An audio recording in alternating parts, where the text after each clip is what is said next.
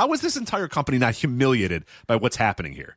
Before I watched it, I knew that Trick won. I knew that people didn't like it. I knew that people thought the match sucked. And I was like you. When it was done, I was like, oh my God, that's so much worse than I thought it was going to be. I thought it would just be this lazy, bad WWE triple threat match, and Trick is just kind of going through the motions. I didn't know that Trick just literally didn't wrestle because they probably don't trust him to wrestle enough, and just stayed outside the ring while these two TNA guys wrestled the crickets and then just ran in and stole the pinfall, and that was it. And then raises the hand of Carlos Silva, Mr. TNA's hand afterwards. And I'm like, how are you not humiliated by this? How is this entire company not humiliated by what's happening here? It's really embarrassing. So you're going to lose Jordan Grace. You're going to lose Joe Hendry. You're going to lose Mike Santana.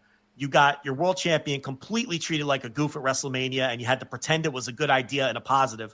This pay-per-view was an utter disaster with WWE stepping all over you again. The end result has to be that they get you a media rights deal, and they facilitate it. Otherwise, what the fuck are you getting out of this? There's nothing wrong with it, but they need a media rights deal. And if they're not going to get a media rights deal out of this, they're just getting completely ransacked for nothing. At least if they get the media right, if that's at the end of the rainbow and they get a deal with whatever fucking cable network they can get one with, and even if it's like $10 million a year, which would be great for them, maybe this was all worth it. When WWE inevitably and eventually pulls the plug, because their end game here is just to get more wrestling on TV, to continue to oversaturate the market and hurt AEW. That's their end game.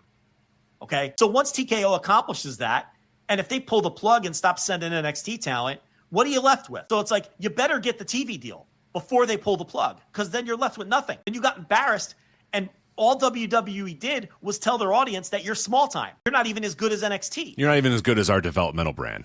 Why would an NXT fan keep watching TNA when they've been told every step of the way that they're not even as good as NXT, which is the developmental brand? You have to get, if there's no media rights deal at the end of this, they're literally getting nothing, and at the end of the day, it's going to hurt them. There was one thing I liked on this entire show, and there was one thing that didn't humiliate me or make me think, wow, if I was a TNA fan, I'd be utterly humiliated by what this company has become at this point, of how pathetic this all is and how sad this all is. And like you said, how sad it all is if there's not a fucking pot of gold at the end of this rainbow.